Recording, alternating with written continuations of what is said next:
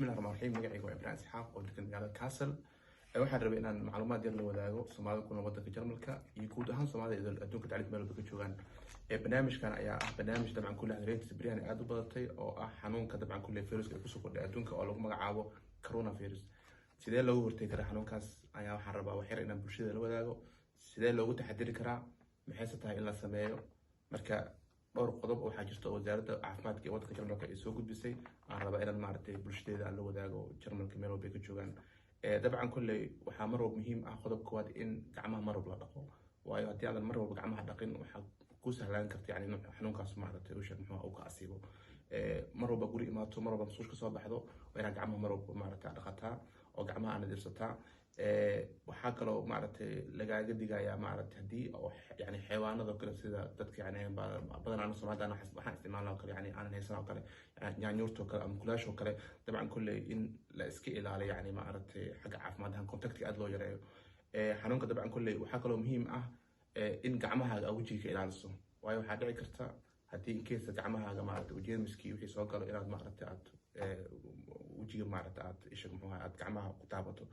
waxaa kaloo muhiim ah qofka xanuunkaas lagu sheego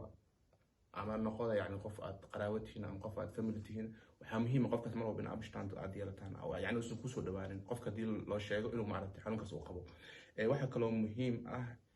guriga inuu nadiif noqdo mar walba meesha seexanayso musqusha jikada in mar walba ay zoob ahaato taas waxay keenaysaa in xanuunkaas uu maartay ka fogaado waxaa kaloo muhiim ah marka hindhisayso kale in aadan iska hindhisin oo aad gacanta saas dhahdo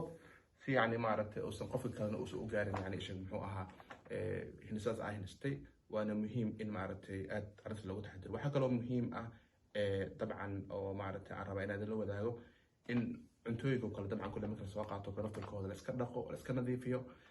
dabcan kulli dad badan waxay muujinayaan cabsi badan oo la xiriirta yani in maartay xataa haddii arrintaas sii socoto ay dhici karaan in maartay waddanka uu xirmo marka taas baqdintaas kulli inay jirto umaleynaa laakiin in la taxadiro iska fiican tahay waxaan kaloo rabaa in bulshada Jarmalka la wadaago gaar ahaan gobolka Heysel oo kale in iskuulada ay xiran yani la xiri doono yani wixii ka dambeeyay Isniinta kulli ilaa iyo Ostenferianka ama fasaxa soo socdo oo dabcan kulli oo maartay la qorsheeyay ilaa iyo maartay dhamaadka ay gaari karto ama ilaa iyo maartay yani bartamaha ya isha Abriil oo kale marka inaan maartay iskuulada oo kale ciyaalka oo kale lala socodsiiyo inuu iskoolka jirin iskoolka aadin waxaa kaloo maartay aanan maartay waddanka ka shaqeynaynin kindergarten oo kale gobolka aan ku noolnahay Heysel oo kale yani wax kindergarten oo furan malahan oo ciyaalka la keenaa waa dhici karta dadka qaar yani maamada kaligeeda ciyaalka haysto kale ama odayga kaligiisa ciyaalka haysto kale hadduu shaqo leeyahay oo kale waxaa loo sameyn doonaa kulli bitrooyin ama maartay dad oo maartay isha muxuu ilmaha u sii xanaanay intuu shaqada ku maqan yahay taasoo maartay kulli hadda ay diyaariyaan isha muxuu ahay maamulka ama maartay isha muxuu ahay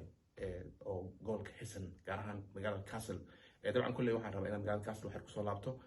magaalada Kassel waxaa jirta 3 qof oo laga helay xanuunkaas 3 qofood ma ahayn dad Kassel markoo joogay laakiin waxay ka imaadeen isha muxuu ahay waddanka Austria Vienna وانا صدق قف ولا سعودي وفاميل أها لبوا استيلاتن جر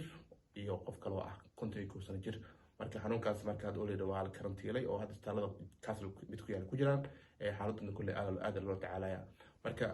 kulli waxa kale oo jirta isha muxuu ahay dalada guud ee muslimiinta ee waddanka Jarmalka inay soo saartay ee leedahay yani inaan maartay jumcooyinka kala masaajidada aan lagu tukan ilaa xaaladda dhinac kaga dhacayso taasna kulli waa muhiim in maartay isha muxuu waxyaabo qaar loo dhigo nuglaado oo khatarta dabcan kulli soo gaari karto bulshadeena maartay aan si gaar ah aan iskaga ilaalino waxaa kaloo jirta in maartay isha muxuu ahay wadamo badan ay xuduudada xirteen sida Denmark oo kale isha muxuu ahay inaan maartay sida lagu galay sida loo safray inta ay adkaan doonto ilaa uu loo ogolyahay dadka waddankaas u dhashay oo ka soo noqonaya dalxiisayaasha ku inay ku laabtaan waddankaas waa aniga Ibrahim Isxaaq Xuseen oo ila socodsiinayay maartay yani maartay waxyaabo qaar oo muhiim ah ku saabsan arrimaha isha muxuu ahaa coronavirus sidee loogu taxadiri karaa iyo maartay sidee maartay isha muxuu ahaa xanuunkaas yani intuu la eg yahay yani dhibaatada hadda uu ku hayo waddanka Jarmalka waa maasantiin assalaamu calaykum